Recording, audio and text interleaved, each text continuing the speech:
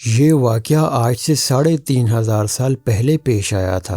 فرعون کے ڈوب مرنے کے بعد سمندر نے اس کی لاش کو اللہ کے حکم سے باہر پھینک دیا، جبکہ باقی لشکر کا کوئی نام و نشان نہ ملا۔ مصریوں میں سے کسی شخص نے ساحل پر پڑی اس لاش کو پہچان کر اہل دربار کو بتایا۔ فرعون کی لاش کو محل میں پہنچایا گیا۔ درباریوں نے مثالیں لگا کر اسے پوری شان اور احترام سے تابوت میں رکھ کر محفوظ کر دیا۔ لاش کو حنوط کرنے کے عمل کے دوران ان سے ایک غلطی ہو گئی۔ فرعون کیونکہ سمندر میں ڈوب کر مرا تھا اور مرنے کے بعد کچھ عرصہ تک پانی میں رہنے کی وجہ سے اس کے جسم پر سمندری نمکیات کی ایک تہ جم کر رہ گئی تھی۔ مصریوں نے اس کی لاش پر نمکیات کی وہ تہ اسی طرح رہنے دی اور اسے اسی طرح حنوط کر دیا۔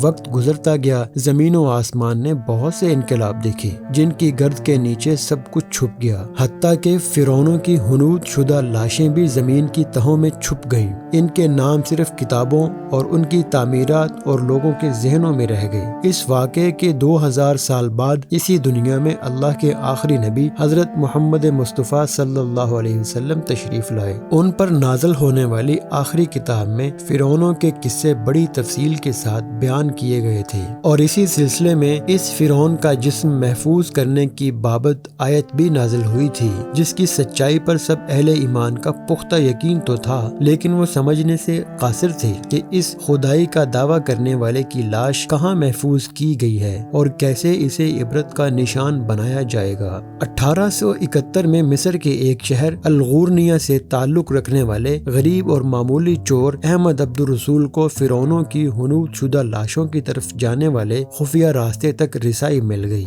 احمد عبد الرسول نوادرات چوری کر کے بیچا کرتا تھا۔ ایک دن وہ دریائے نیل کے کنارے تبیسا کے مقام پر اسی سلسلے میں پھر رہا تھا جب اسے ایک خفیہ راستے کا پتہ چلا۔ وہ وہاں نوادرات چوری کرنے کے لیے جگہ کھود رہا تھا کہ اسی دوران اسے کچھ لوگوں نے پکڑ لیا اور پولیس کے حوالے کر دیا۔ وہ جس جگہ کو کھود رہا تھا وہاں سے ملنے والے راستے کی جب مسلسل کھدائی کی گئی تو 1891 کو دوسری ممیوں کے ساتھ اسی غرق ہونے والے فرعون کی لاش بھی مل گئی۔ اس کے کفن کے اوپر سینے کے مقام پر اس کا نام لکھا ہوا تھا۔ ان ممیوں کو ماہرین قاہرہ لے گئے۔ جب ان ممیوں کا تفصیل سے جائزہ لیا گیا تو فرعون والی ممی پر جمی نمکیات کی تہ سے تصدیق ہو گئی کہ یہ وہی فرعون ہے جسے اللہ نے پانی میں غرق کر کے بدترین انجام سے ہمکنار کیا تھا۔ دوستو، یہ بہت بڑا واقعہ تھا۔ اس کی تصدیق کے لیے دنیا بھر کے ماہرین آثار قدیمہ اور سائنسدان مصر کی طرف امڑ پڑے۔ مختلف سائنسی ٹیسٹ کرنے کے بعد دنیا بھر کے سائنسدانوں نے تصدیق کر دی کہ دوسری سب لاشوں کے نسبت صرف فرعون کی لاش پر ہی سمندری نمکیات کی تہ جمی ہوئی تھی۔ اس تصدیق کے بعد اسے فرعون کی لاش قرار دے کر عجائب گھر میں محفوظ کر دیا گیا۔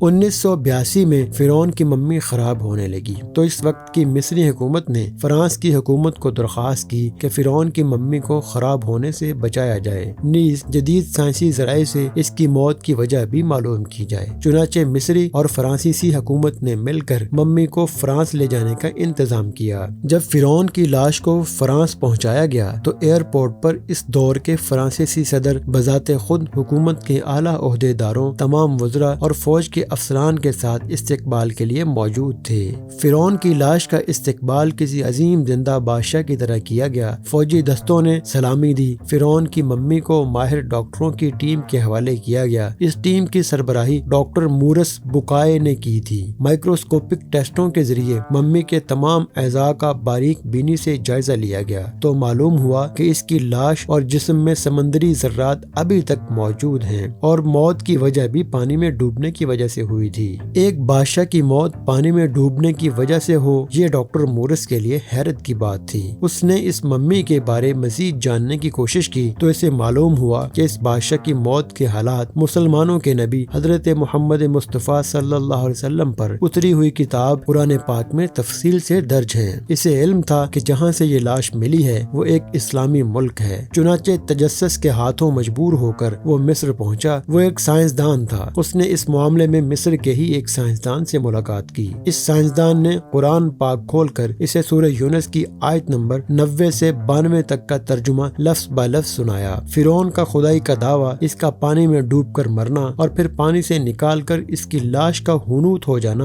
اور پھر دوبارہ لاش کا ملنا اور پھر اس کی لاش کو جدید سائنسی دور میں دوبارہ محفوظ کیا جانا سب کا اشارہ ایک جانب تھا اور وہ بہت واضح تھا، تجھے بعد میں آنے والوں کے لیے عبرت کا نشان بنا دوں گا۔ فرعون کی لاش ایسے محفوظ کر کے دنیا کے سامنے لا کر رکھ دی گئی ہے کہ انٹرنیٹ کی ایک کلک پر، رسائل و جرائد پر، ٹی وی چینل پر اور عجائب گھر میں اربوں انسانوں کی آنکھوں کے سامنے کریح اور پچ کی قابل ترس حالت میں موجود ہے، عبرت کے لیے، سوچنے کے لیے کہ عبادت کے لائق اور ہمیشہ رہنے والا وہی ہے جو سب کا خالق اور رازق ہے۔ ڈاکٹر مورس نے آیات کا ترجمہ سنا تو اسی وقت پکار اٹھا، قرآن سچا ہے، سو اس نے کلمہ پڑھا اور مسلمان ہو گیا۔